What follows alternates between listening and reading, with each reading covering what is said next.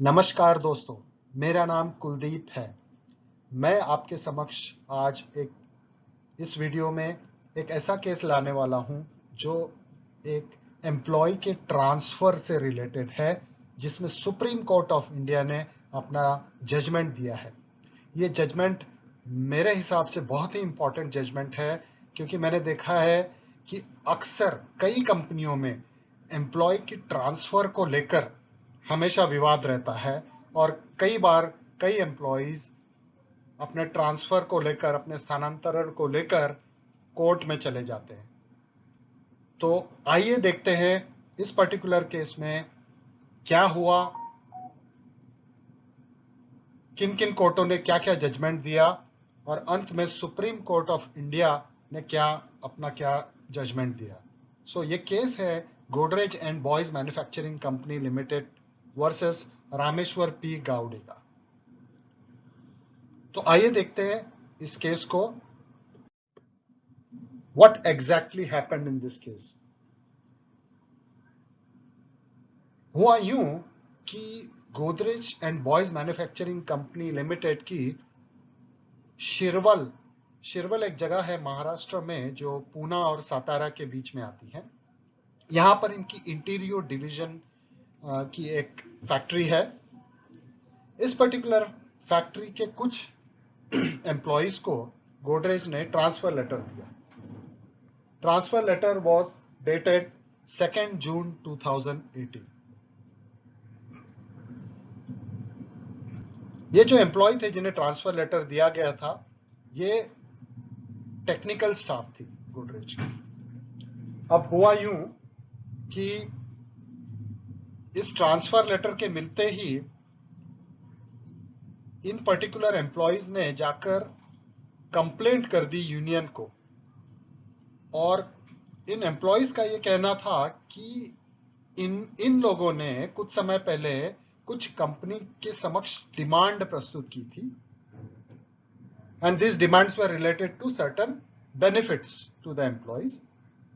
और बिकॉज हम लोग कंपनी के समक्ष अप्रोच किए अपने डिमांड को लेकर, तो बदले की भावना से ओत प्रोत होकर कंपनी ने इन लोगों का स्थानांतरण कर दिया और इसीलिए इन्हें ट्रांसफर ऑर्डर दिया। दूसरे इन कर्मचारियों का यह भी कहना था कि ऐसा कर कर कंपनी जो यूनियन की एक्टिविटी है उसको दबाना चाहती है शिरवल प्लांट। एक एम्प्लॉय ने यहां तक कहा कि मेरी वाइफ जो है, मेरी बीवी प्रेग्नेंट है और मेरा बेटा जो है उसका एजुकेशन शिरवल में चल रहा है और वो उसका एजुकेशन वहीं कंटिन्यू करना चाहता है। तो ऑन पर्सनल ग्राउंड्स उसने ये रिक्वेस्ट की कि उसका स्थानांतरण न किया जाए। सो इस कंप्लेंट के बिना पर ये एम्प्लॉय लोगों ने इंडस्ट्रियल कोर्ट ऑफ सातारा में कंपनी के अगेंस्ट कंप्लेंट कर दी under the MRTU and PULP act. MRTU and PULP act होता है Maharashtra recognition of trade unions and prevention of unfair labour practices act 1971। तो जब इन एम्प्लॉयज ने कंपनी के अगेंस्ट कंप्लेंट की इंडस्ट्रियल कोर्ट ऑफ सातारा में, तो कंपनी ने इंडस्ट्रियल कोर्ट को इन एम्प्लॉयज की अपॉइंटमेंट लेटर की एक कॉपी दी। उस कॉपी में क्लियरली लिखा हुआ था कि इन एम्प्लॉयज को गोदरेज की किसी भी डिवीजन में ट्रांसफर किया जा सकता है। अक्रॉस इंडिया कहीं पर भी इनका ट्रांसफर हो सकता है। ओके, और ये ट्रांसफर बिजनेस की रिक्वायरमेंट के हिसाब से कहीं पर भी हो सकता है और ट्रांसफर के साथ इनको कोई एडिशनल पेमेंट नहीं दिया जाएगा। अब कंपनी ने सबमिट कर दिया और कंपनी ने कहा कि because these employees job are transferable, चूंकि इन कर्मचारियों का जॉब ट्रांसफरेबल है, तो अनफेयर लेबर प्रैक्टिसेस का कोई मामला ही नहीं बनता है। अब इंडस्ट्रियल कोर्ट ने दोनों तरफ की सुनी और इंडस्ट्रियल कोर्ट ने 6 मई 2018 को स्टेटस को बनाने का ऑर्डर दिया। स्टेटस को क्या होता है? स्टेटस को मतलब यथास्थिति बनाए रखें। स्टेटस को के ऑर्डर देने के बाद कंपनी ने हियरिंग की और 25 जनवरी 2019 को स्टेटस को का ऑर्डर देने के बाद इंडस्ट्रियल कोर्ट ने हियरिंग की और 25 जनवरी 2019 को इंडस्ट्रियल कोर्ट ने स्टे ऑर्डर पास कर दिया ट्रांसफर से रिलेटेड। यानी कि इंडस्ट्रियल कोर्ट ने कहा कि इनका ट्रांसफर अभी नहीं हो सकता जब तक ये पूरी जो है कि इनकी हियरिंग नहीं होती, तब तक इन एम्प्लॉइज का ट्रांसफर नहीं हो सकता। इंडस्ट्रियल कोर्ट का यह मानना था कि ऐसी क्या जरूरत आन पड़ी, ऐसी क्या बिजनेस एक्सीजेंसी आन पड़ी, बिजनेस रिक्वायरमेंट आन पड़ी कि इन कर्मचारियों को छोड़कर और किसी कर्मचारियों का ट्रांसफर हो ही नहीं सकता। इन कर्मचारियों को हैदराबाद, अहमदाबाद और चेन्नई में ट्रांसफर किया गया था। तो ऐसे क्या जरूरत आन पड़ी कि इन्हीं एम्प्लॉइज का ट्रांसफर वहां किया जाए। दूसरा इंडस्ट्रियल कोर्ट का यह ऑब्जर्वेशन था कि इन पर्टिकुलर जगहों पर जहां पर इन एम्प्लॉइज का ट्रांसफर हुआ है, वहां से कोई रिक्वेस्ट नहीं दी गई थी कि इन एम्प्लॉइज को ट्रांसफर किया जाए या हमें एम्प्लॉइज चाहिए। तीसरा इंडस्ट्रियल कोर्ट का यह ऑब्जर्वेशन था कि अब तक तो ये एम्प्लॉय ट्रांसफर नहीं हुए, अब तक गए नहीं है जिस लोकेशन में इन्हें जाना था, तो ऐसा कोई नुकसान नहीं हुआ है कंपनी का, या कंपनी ने ऐसा कोई नुकसान नहीं बताया है कि इन एम्प्लॉयज के वहां न जाने की वजह से कंपनी को कोई नुकसान उठाना पड़े। इन सारे ऑब्जर्वेशंस के बेसिस पे इंडस्ट्रियल कोर्ट ने ट्रांसफर ऑर्डर पर स्टे कर ली, रोक लगा दी। अब ये ऑर्डर आने के बाद Godrej and Boyce manufacturing company limited ने बॉम्बे हाई कोर्ट में एक रिट पिटीशन दाखिल कर दी। जाहिर है कंपनी खुश नहीं थी इंडस्ट्रियल कोर्ट के इस ऑर्डर से। तो कंपनी ने अपने रिट पिटीशन में क्या चैलेंज किया? कंपनी ने अपने रिट पिटीशन में कहा कि इंडस्ट्रियल कोर्ट ने स्टेटस को का ऑर्डर 6 मई 2018 को पारित किया था, जबकि गोदरेज कंपनी ने 2 मई 2018 को ही ट्रांसफर लेटर दे दिया था इन एम्प्लॉइज को।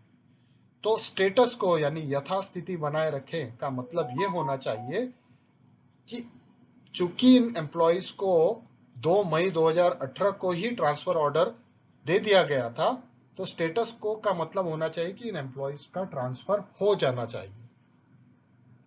दूसरे कंपनी का यह कंप्लेंट था हाई कोर्ट में कि उन्हें कोर्ट से यह आदेश आया था कि 5 मई 2018 को, इंडस्ट्रियल कोर्ट से यह आदेश आया था कि 5 मई 2018 को सुबह 11 बजे कोर्ट की हियरिंग होगी Satara, industrial court of Satara. बहुत ही शॉर्ट नोटिस में ये नोटिस आई थी, लेकिन कंपनी के representative industrial court of Satara गए थे, लेकिन उस दिन कोई हियरिंग नहीं। उसके बाद कंपनी का यह कंप्लेंट था बॉम्बे हाई कोर्ट में कि 6 मई 2018 को, जो कि एक संडे का दिन था, उनके एडवोकेट को कॉल आता है इंडस्ट्रियल कोर्ट से और उन्हें कहा जाता है कि आज हियरिंग होगी। और उस दिन 6 मई 2018 के दिन जो कि एक संडे का दिन था, एक शॉर्ट नोटिस पे हियरिंग की जाती है और उस हियरिंग में इंडस्ट्रियल कोर्ट ऑफ सातारा ये ऑर्डर देती है कि स्टेटस को बनाए रखे, यथास्थिति बनाए रखे। सो गोदरेज कंपनी का ये कंप्लेंट था हाई कोर्ट। इसके आगे कंपनी ने ये कंप्लेंट किया हाई कोर्ट में कि ये जो एम्प्लॉइज, ये जो कर्मचारी जिन्होंने कंप्लेंट की इंडस्ट्रियल कोर्ट में, ये एक्चुअली वर्कमैन कैटेगरी में आते ही नहीं है।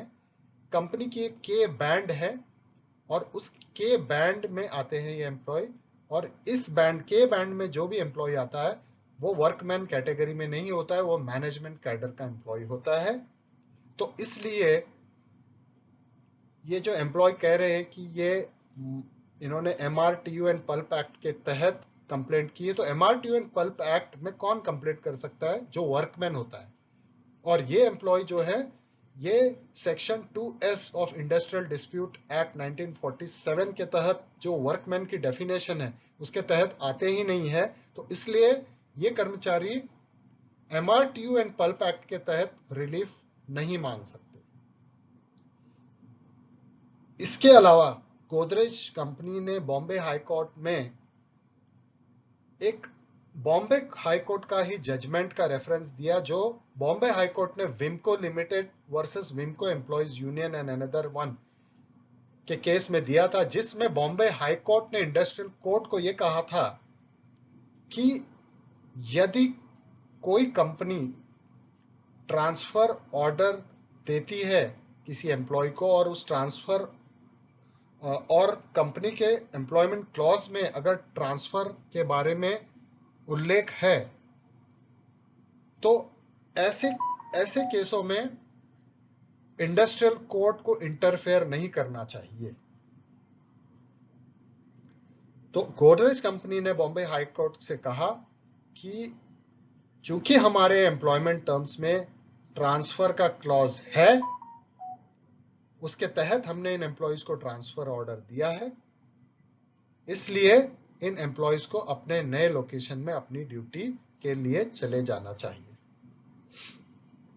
और कंपनी ने अपनी दलील देने के साथ कोर्ट से यह रिक्वेस्ट की कि आप इस विवादित इंडस्ट्रियल कोर्ट के ऑर्डर को आप क्वैश कर दीजिए, सेट असाइड कर दीजिए, खारिज कर दीजिए। जाहिर है जो एम्प्लॉयज थे उन्होंने गोदरेज की इस रिट पिटीशन का विरोध किया। उन्होंने कहा कि कंपनी ने हमारा स्थानांतरण, हमारा ट्रांसफर जो है कि हमें विक्टिमाइज करने के लिए किया गया है, ऐसे कोई बिजनेस की कोई बहुत जरूरत नहीं थी जो हमारा ही ट्रांसफर करके वहां पर काम किया जाए, और हमारे वहां पर न जाने से कंपनी का ऐसा कोई नुकसान भी नहीं हुआ है। ये एम्प्लॉयज की दलील थी। अब बॉम्बे हाई कोर्ट ने दोनों पक्षों की दलीलें सुनी और उसके बेसिस पे बॉम्बे हाई कोर्ट ने अपना जजमेंट दिया। बॉम्बे हाई कोर्ट का यह जजमेंट था कि बॉम्बे हाई कोर्ट ने जो इंडस्ट्रियल कोर्ट का डिसीजन था उससे इंटरफेयर करने से मना कर दिया। बॉम्बे हाई कोर्ट का यह मानना था कि जो ऑर्डर दिया है इंडस्ट्रियल कोर्ट ऑफ सातारा ने वो एक इंटरिम ऑर्डर है, वो फाइनल ऑर्डर नहीं है, और अभी भी उसकी केस की हियरिंग चल रही है, उसमें रिकॉर्डिंग ऑफ एविडेंस चल रहे हैं, तो इस पूरी प्रक्रिया को हो जाना चाहिए। इसके अलावा बॉम्बे हाई कोर्ट का यह मानना था कि गोदरेज कंपनी ने यह कहा है कि ये एम्प्लॉयज वर्कमैन की डेफिनेशन में आते ही नहीं है, बिकॉज ये के बैंड के एम्प्लॉय जो मैनेजमेंट कैडर के एम्प्लॉयज होते हैं। तो बॉम्बे हाई कोर्ट का ये मानना था कि यदि ये प्रूव हो जाता है कि ये एम्प्लॉयज जिन्होंने कंप्लेंट की है ये मैनेजमेंट कैडर के एम्प्लॉय है, उस स्थिति में ये केस सरवाइव नहीं करेगा और एम्प्लॉयज को वर्कमैन की कैटेगरी में नहीं माना जाएगा। इसके आगे बॉम्बे हाई कोर्ट ने इंडस्ट्रियल कोर्ट ऑफ सातारा को यह आदेश दिया कि आप बिना देरी किए, बिना एडजर्नमेंट्स किए 2 महीने के भीतर इस पर्टिकुलर केस का जजमेंट दे दे। अब Godrej company Bombay high court के इस डिसीजन से खुश नहीं थी और Godrej and Boyce manufacturing company limited ने सुप्रीम कोर्ट ऑफ इंडिया में अपील की against the order of the Bombay high court. Supreme court ने सारे पक्षों की दलीलें सुनी और अपना जजमेंट दिया। अब देखते हैं सुप्रीम कोर्ट का क्या जजमेंट था।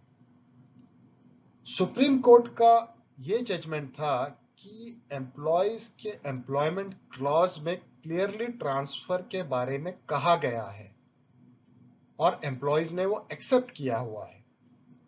इसलिए एम्प्लॉयज की सर्विस ट्रांसफरेबल है। सुप्रीम कोर्ट ने यह माना कि एम्प्लॉयज की सर्विस ट्रांसफरेबल है। उसके अलावा सुप्रीम कोर्ट का यह जजमेंट था कि इंडस्ट्रियल कोर्ट ने ये अपने ऑर्डर में यह कहा गया है कि एम्प्लॉयज को विक्टिमाइज किया गया है, तो सुप्रीम कोर्ट को ऐसा कोई प्रूफ नहीं मिला जो प्रूव कर सके कि एम्प्लॉयज को विक्टिमाइज किया गया है, जानबूझकर उन्हें ट्रांसफर किया गया उन्हें हरास करने के लिए। ये दूसरा सुप्रीम कोर्ट का मानना था। तीसरा सुप्रीम कोर्ट का इस केस में यह मानना था कि जो हाई कोर्ट ने का जो जजमेंट है, जिसमें उन्होंने कहा है कि हम इस मैटर में इंटरफेयर नहीं करेंगे, ये सही नहीं है।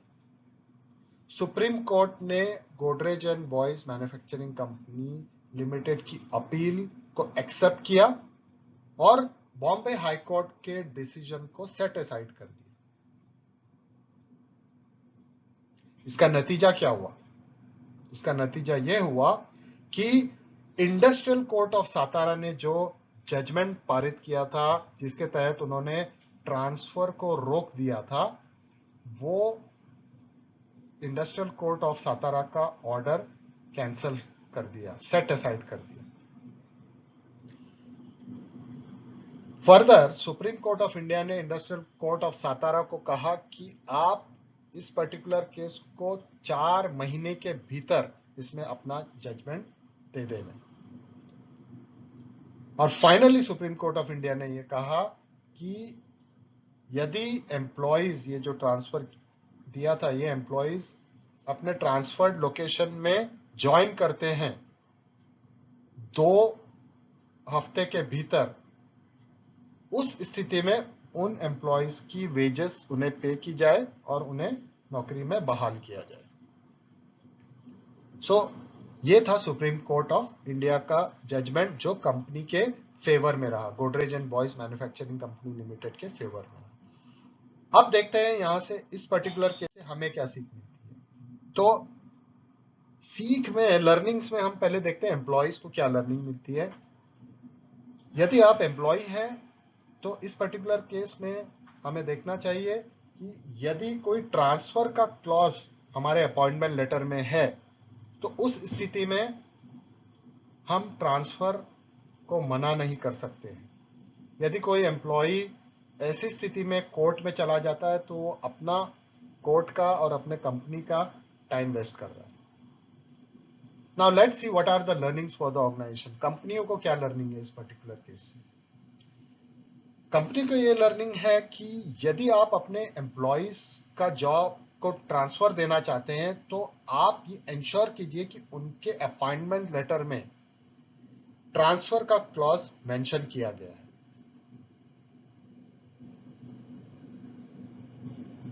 और यदि किसी कंपनी में ट्रांसफर से रिलेटेड कोई डिस्प्यूट चल रहा है जो अभी किसी लेबर कोर्ट, इंडस्ट्रियल कोर्ट या किसी अन्य कोर्ट में चल रहा है, तो उस पर्टिकुलर सिचुएशन में आप इस पर्टिकुलर केस का रेफरेंस दे सकते हैं जिससे आपकी साइड मजबूत होगी। Friends, I hope you like this video. मैं आशा करता हूं कि आपको मेरा ये वीडियो, ये पर्टिकुलर केस एनालिसिस पसंद आया हो। और यदि आपको ये पसंद आया तो आप इस वीडियो को लाइक कीजिए, शेयर कीजिए और मुझे बताइए कि आपको और किस तरीके के लेबर लॉ रिलेटेड केस में वीडियो चाहिए। Thank you for your time.